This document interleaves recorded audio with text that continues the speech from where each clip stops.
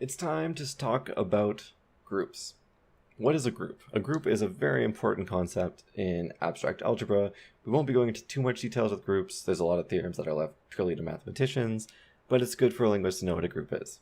So a group G, this nice fancy cursive G, consists of a set G and operation, which we call circle, and a group satisfies 4 axioms. So it's a pair with a set and an operation. We've seen this before, but there are 4 things that must occur in a group.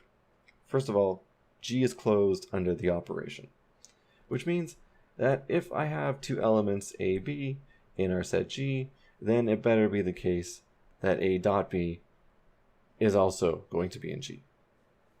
The operation is going to be associative. We already know what associativity is. I'm not going to explain it again, but it better be associative. The group has to contain one identity element, E. So in other words, if we have E and we use the operation with A, it's the same thing as A operation E, which just gives us A back. And for every element in our group, there better be an inverse. So we better have that G.G inverse is equal to G inverse dot G, and this just gives us the identity element back. Of course, if there's no identity element, we can't have inverses. So we'll talk about what those are called in the next video. So 4 axioms: closed, associative, identity, inverse. And we're going to check all of these when we do problems about figuring out whether things are groups or not. So one example of a group is addition modulo 3. In other words, the remainder of a number if you were to divide it by 3. So if we take 2 and we add 2 together, we get 4. We take the remainder, we get 1 back. That's how I'm going to explain it. If you want to know more about modulos, check out a discrete math course for the sake of linguistics. That explanation is close enough to how it works that I think it's good enough. Okay, so we have to check first, is it closed? And how do we do that?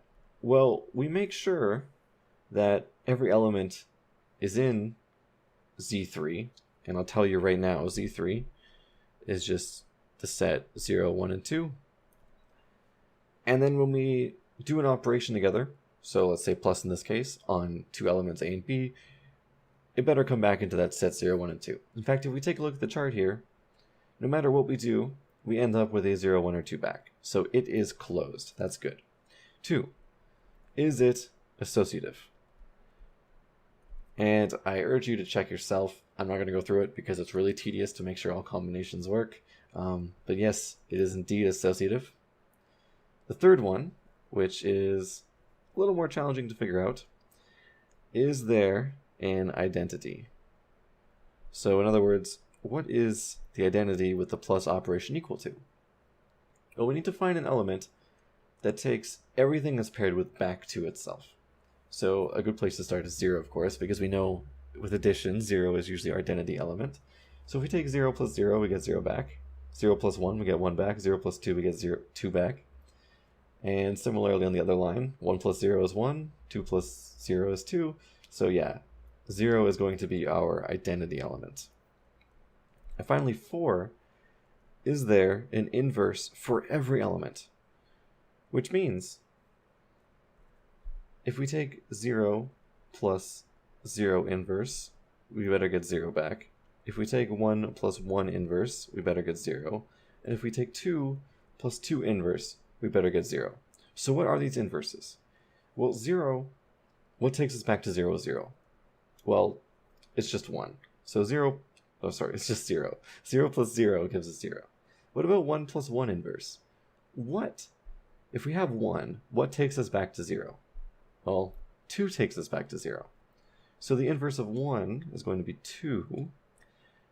And if we have a 2, what takes us back to 0? Well, 1 takes us back. So every element has an inverse. The inverse of 0 is 0, the inverse of 1 is 2, and the inverse of 2 is 1.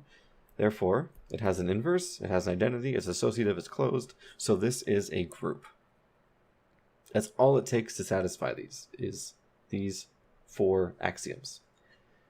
In fact, this group is also commutative, which means that we can switch the order of things around, and we can tell that it's commutative based on kind of the symmetry here, but we can also check ourselves manually. And if it's commutative, then it is called an abelian group. So abelian here just means commutative. We don't say commutative groups, we say abelian groups. Of course, contributing to the person who discovers this. Historical note, not really important, but that's a terminology you should know as abelian before any of these things. Just means it's commutative as well. Okay, so here's a question. Is the group consisting of truth values 0 and 1 and exclusive OR a group? So of course this is the exclusive OR. These are our truth values. So the first thing we should do, of course, when it's small enough is just draw a chart. So we have the exclusive OR operation. We can have 0 and 1 as our first argument. We can have 0 and 1 as our second argument. What is the chart? Well, exclusive OR is true when the values are not the same. So it's going to be true when we have a 0 and a 1. It's going to be false when the values are the same. So our chart looks like this. So we have to check. 1. Is it closed? And if we take 0 and 1 and we put it with an operation and get 0 and 1 back, of course it's closed. We can only get 0 and 1 back, so that's good. 2, is it associative? You can check it yourself, but I'll do one example here. So if we take 1 exclusive OR, I'm going to write it with a different symbol just for the thickness of this pen. Is this equal to 1 exclusive OR, 0 exclusive OR, 0? So we can check these individually. Well, 1 exclusive OR 0 is just 1 exclusive OR 0. Is this equal to 1 exclusive OR? Well, 0 and 0 is going to give us 0 back because they are the same value. So it'll be 1 exclusive OR 0 equals 1 exclusive OR 0. So just be 1 equals 1. So with the one example we did is associative. In fact, if we did all of the examples, we would see that it is associative. So it is associative. You'd have to check it manually or find one counter example. So good luck. The third, is there an identity? So in other words, is there an E for exclusive OR? So is there something that always takes you back to its own value? And there is. So if we take 0 with 0, we get 0 back. If we take 0 with 1, we get 1 back. So our identity element here is actually 0. And this intuitively is kind of weird because you're like, well, it's just a matching thing. If the values match, you get false. If they're the same, you get it true. But the way it functions, the values it gives back shows us that this 0 is an identity element.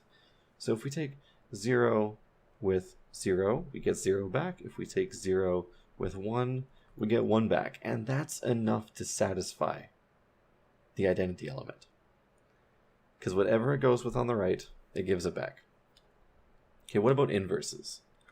Let's ask ourselves if there are inverses for this. So what is the inverse of 0 and what is the inverse of 1? So what gives us back to 0? Well, if we have the same value, we get 0 back. So the inverse is just itself. So it satisfies all 4 axioms. Therefore, yes, it is a group. Okay, so groups that are commutative are called abelian groups. I just went over this. But some groups that you may want to verify yourself that are in fact groups are the real numbers and multiplication. So we know that 3 times 2 is equal to 2 times 3. It also satisfies other group properties. So for instance, if you take a real number and multiply it with another real number, you'll always get a real number back. Another example would be the universe of sets and intersection. So A intersection B is equal to B intersection A. In fact, I really advise you to check all of these and check if they're groups. So find the identity element, find the inverses, see if it's closed, see if there's any counterexamples to associativity. There shouldn't be. And finally, the third example with the integers and addition. Again, of course, we have that 2 plus 3 is just equal to 3 plus 2, and it satisfies all the other group properties. So again, please check on your own. It's a good exercise. This is probably something I'd put in an assignment just to check these things because, I mean, you've worked with these before, right? If you've been watching this series and you've been doing stuff in class, these sets are things you've been working with, or these groups anyway. So here's a theorem, and I'm going to do one proof because I think proofs are kind of important. And I kind of want to show you the reasoning for this. But it's a very important theorem. So a group has only one identity element. So you might think to yourself, I have a group here, and it has two identity elements. Well, if that's the case, something is wrong. Because there is only one identity element, and this can be proven for any group. So here is the proof. I'm just going to let G equal G and some operation be a group. Because our assumption is we're working with groups here. Okay, and now what I'm going to do is I'm going to assume that we have some E and E prime are identity elements. So I'll just call them identities. And the important thing here is that E is not equal to E prime. So they're not the same identity elements. That's how I'm going to assume this, and I'm going to show that if we assume this, we get some terrible contradiction.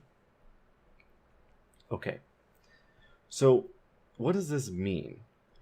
Well, this means that E dot A is equal to A dot E, which is equal to A. And this means that E prime dot A is equal to A dot E prime, which is equal to A as well. So here's the clever part. In fact, to some people this may be super clever, for some people this may just be the most obvious and stupid thing you've seen, but for the sake of showing how this proof works, let's just assume that I have an element E on its own, and I'm going to start with E. Well, what is E?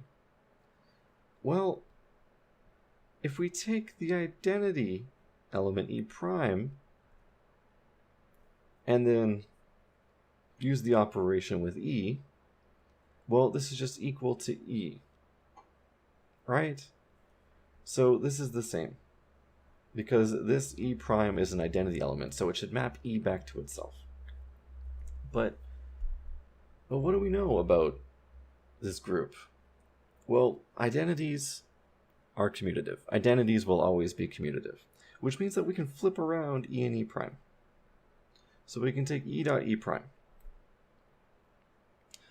Okay, so if we do the same thing as before, and we take this as the identity element, which maps the second one back to itself, we also know that E is an identity element, which means that it can map this E prime back to itself, which means that this is just equal to E prime.